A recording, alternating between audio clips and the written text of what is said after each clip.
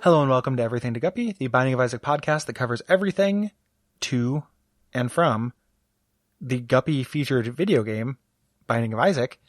I'm Gary Butterfield, and with me as always is a man who does not have ringworm, Will Hughes. Hey Gary, thanks for the vote of confidence. You have scabies, not ringworm. Yay, scabies. Yay, the lab results are in. I checked them in my bathroom. I used a kit to find out my friend's parasites. Wow, Gary, it didn't rhyme, and it didn't Nope. scan, but it was sung. It was sung and to I the appreciated tune that. Yeah. of a farmer logging on to his dell. Yeah. Certainly near the tune. Yeah. Near the tune, hanging near the tune. Hi-ho the Dario. Will has not got ringworms. As far as we know. As far as you know. If you have ringworm, hit us up in the comments. Please do. Let us know all about it.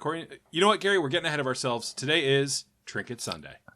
Sunday, Monday, Trinket. days, Tuesday, Wednesday, Trinket. days, Thursday, Friday, Trinket. days.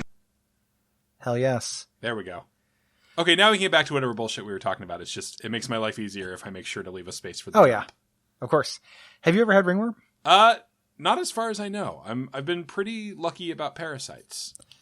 I was throwing a lot of shade, but I've had both ringworm and scabies. Okay. So and I had them both, and I made them fight. No, I didn't have them both at the same time. I just grew up as a little poor kid. So. Yeah. Yeah, ringworm. It's not a super fun thing.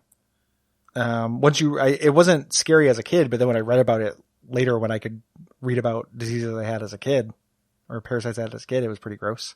Yeah. I mean, that must be a fun thing to look back on. Yeah. Yeah. I think I got it through walking through a yard that people had shit in. Boy, that's post-apocalyptic. Right? Yeah, it's not great. That feels like a sentence that would come out of either 1840 or 2240. Yeah. Or yeah, but not, 1986 or what have you. Yeah. It looks like now that I'm looking at it, there are a lot of different ways that you can get this. And I might, that's the way you can get another popular worm. I think that is what actually happened. But it's also something that can happen just through like contact. I think it was not people. I think it was actually animals. Oh, you can get God. this from animals. Thank God. Because, yeah. And I'm saying that semi-sarcastically, but honestly, yes, thank God. Oh yeah. Like as somebody, we both live in a major metropolitan area. When you see human shit and it's not good. Yeah, it's way grosser. Yeah, because there was a conscious decision to do it. Yeah. Even an unconscious, even if they couldn't help it. Sure. I'm not trying to shame, Portland has a large homeless transient population, and I'm not trying to shame them. Mm-hmm. But also, human shit is bad. Yeah, I get it. As somebody who recently vomited against my will on the sidewalk, I understand that it is not always something that you control. At the same time, it doesn't mean that I would want to step in said vomit. Yeah. I've, you know what? I'm going to brag just a little bit. I have never puked outside my home or a bathroom, let's say. Okay. And my ivory tower is very nice. Yeah. Don't go in the bathroom because there's a lot of stuff in there. It does sound, and a lot of things happen in the bathroom. That does sound nice. I'm trying to think. I'm trying to catalog how many times, and also trying to catalyze how many times I've done so. And I'm trying to cattle prod myself for sexual pleasure. Yes, until you vomit safely into your toilet. Yep, that's how I do it. I lean over. I ask my girlfriend to insert the cattle prod, and we just you know what? Veto. Segue. I've definitely in my drinking days have definitely puked outside of just outside. Ah, yes. Like I had a pretty serious party phase, and that was a thing. I once came home from the bar that was by my house, fell down in my lawn, puked and then passed out next to it, in my lawn. Gary, that's a fucking Mountain Goats song. Well, he owes a lot of his success to chronicling my adventures into DeKalb, Illinois in my early 20s. So we were the best ever death metal band out of DeKalb. It just didn't fit the rhyme scheme. So, what are we talking about today? Well, Gary, it's still Trinket Sunday. Okay. Sunday, Monday, Trinket. Tuesday, Wednesday, Trinket. Thursday, Friday. Trinket. There, I put the drop in again. Only for 2 more minutes. Yeah. Yeah. We were talking about ringworm, which is another member of the worm family of trinkets, all of which do sort of the same thing, which is that they change the way Isaac's tears move. Yeah. In this case, in a real whimsical way. Yes. It makes it move in kind of circles, kind of moving forward. So Yeah. little loops. A high-speed spiral pattern. Yes. In the description, it says whoop whoop, which I think captures the movement pretty well. And the feel. There's a note here. It slightly increases your effective range. Yeah, good for it. A lot of things do. Like these worm things actually do kind of affect your range. That's the only thing they can affect. Probably because since range is is actually a measurement of how long the tear is in the air. If it didn't boost the range up, it would probably, like, because of the circle movements, it would, yeah. You'd make almost no, ground. You gain no ground. Yeah. This has some fun interactions. Like, I like we're on the record as liking the worm trinkets. For the most part, this is the one where I don't like it as much because it does actually make it hard to fight. It's extremely hard to aim with it. It also has fewer kind of synergies. Yeah, boy, I wish Brimstone worked with this. That'd be amazing. And it just, it does with Wigglewworm. It just can't with this, which like Brimstone would be great. And almost all of the interactions of this make it worse. Yeah. I don't actually I should load up this video just to see what this looks like with Tiny Planet. Yeah. It's apparently not supposed to be very good. But I've never actually watched it. Oh, myself. That's very visually busy. You could never hit anything with that.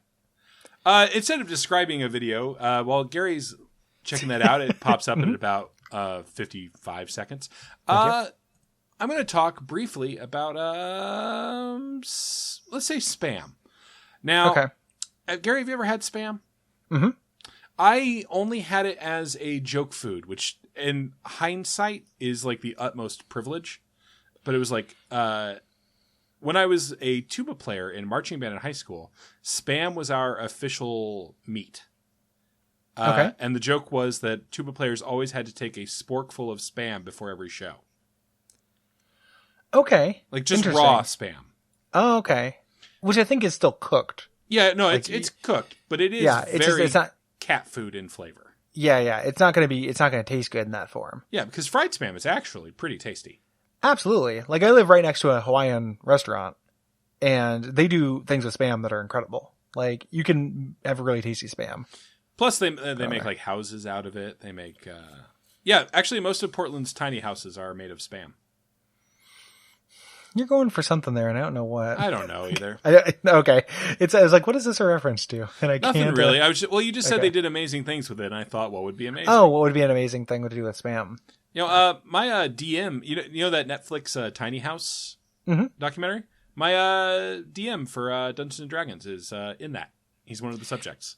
That's fascinating. That almost might make me watch it because I'll be tangentially, I'll have someone to root for essentially. I looked at, because I'm semi in the market for an apartment, looked at a tiny house, or like looked on one online, inquired after one.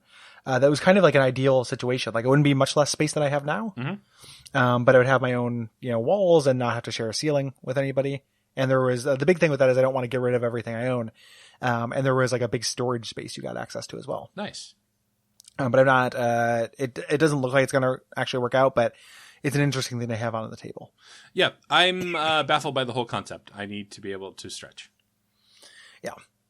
Whereas I want to be real, I want it to be like that Florin being John Malkovich. Yeah, you just want like a wooden womb to be ensconced within. Yeah. Yeah, I want like a 4-post bed, but to have my kitchen in it. So. Oh boy. Trivia on this. Jeez. Oh gosh. So this says it might be a reference to Fester's Quest. Maybe. I think Wiggleworm definitely is. This doesn't seem that Fester's Questy to me, but what do I know? You know a lot, Gary. I won't have you putting yourself down on this forum. I appreciate that. I'm the self-esteem king. The land of self-esteemia. Boy, I that appreciate sounds like a place I would kill myself if I had to. self-esteemia. Yeah. Yeah, I guess we'd I'd like take a big self-estonia. self-esteemy dump on it. Right on the ground so that kids could walk in it. Yeah, and possibly get ringworm, which apparently is a very common fungal infection in adults or children and adolescents. I do love that the one reference on this page is to the National Institute of Health page for ringworm. Well, we aim to educate. Oh, and it's a broken link. Oh, okay. Okay. Great job, Wiki. Great job, Wiki. Great job. I don't have anything else to say about this. It's not the worst of the worms. You ever trucked with Ouroboros worm? I don't want to burn cast, but that's a bad worm. Yeah, save it, but it's terrible. Yeah, that makes it impossible to play. This one you can, if you got stuck with this, if you like accidentally gulped it, through some nightmare scenario, you could still finish the game. Mm-hmm. So, but I don't have anything else to say about it. I think this is probably time to draw this Trinket Sunday to a close. Now let's all bow our heads in prayer to the Trinket God. Mm-hmm. Oh, thank you, Trinket God. You are 1/3 as powerful as regular God. It's you started doing that as I realize now that you're going for like a monk chant, but you were doing it in the tune of the "and many more" at the end of birthdays. Like, Gary, can I tell you, monk birthdays just pop off like nothing. Yeah, monk is like 23 and many more on channel 4. That's monk birthdays. That's where we're at. If you're having a monk birthday, what should you do, Gary? For all you shalubiacs. Fuck off. Is it Monk's birthday? It could be. We have approximately a 1 in 365 chance of it being Monk's birthday. Oh, yeah, the character Adrian Monk or the actor Tony Shalhoub? Well, I think that if we guessed either of them, I feel like... Okay, yeah, I'll give you credit. Yeah, I think I'll look up Tony Shalhoub. You look up Adrian Monk. I accidentally looked up Thelonious Monk. So It's his birthday? It's not his birthday. It's October 10th. Well, fuck. Yeah, I know. Oh, shit, Gary. Yeah? Tony Shalhoub's birthday is October 9th. Whoa, that's pretty close. Yeah, that's almost something that means something. And the character's name is the character's birthday is October 17th. Wouldn't it be great, though, if it was 9/11? Well, I wouldn't forget it. Oh, boy. Yeah. If you like the television program Monk, leave a review for Everything to Guppy on the Netflix page for Monk. Yeah. Or just leave a review on iTunes, but do include the phrase, "It's a jungle out there." Yes. From the Monk theme song by Randy Newman. Monk's famous catchphrase as he adventures through the jungle trying to stay clean and keep his hands from being dirty. Yeah. Boy, Mr. Monk Looking would for just hate the Lorenzo's jungle. oil. Huh? Mr. Monk would hate the jungle. Yeah, oh man, he would hate it more than anything. Like that's why I want there to be like a gritty reboot where they stick him in the jungle. I don't know anything about Monk. I don't know what he actually does. Like the only thing I know is he's a germaphobe. I was trying very hard during much of this Monk digression to see if I could remember his job.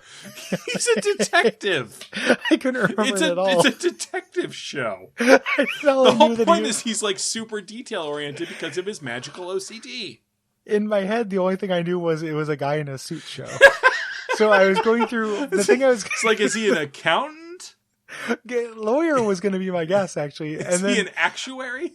I stopped myself right before making a lawyer joke. Oh man! Because I was like 90% there, and I thought, wait a minute, how sure are you that Monk is a lawyer? And then I realized I was at 20%, so I didn't have anything to work with. I'm so envious of the Will in that alternate universe who got to just dine on that. Yeah. I apologize for depriving you of that, and I apologize for depriving listeners of that. Good night. Good night.